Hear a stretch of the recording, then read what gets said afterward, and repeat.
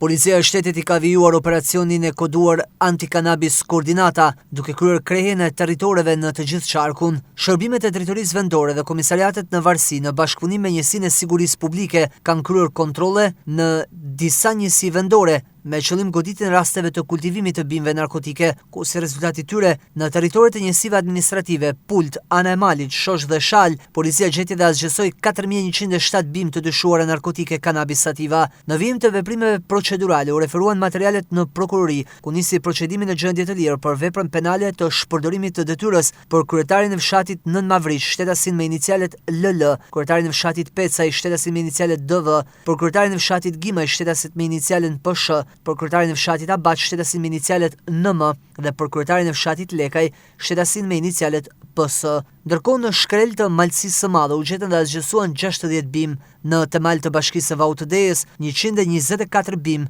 Edhe në këtë raste, policia, përveç procedimeve të kryetarëve të fshatrave, nuk arriti të bjerë në gjurmët e kultivuesve. Në njoftimin e saj përshtyp thotë se po e vijon punën për identifikimin, kapjen dhe vënien para përgjegjësisë penale të autorëve të kultivimit të këtyre bimëve. Operacioni antikanabis I koduar koordinata do të vijojë në gjithë territorin e qarkut të Shkodrës.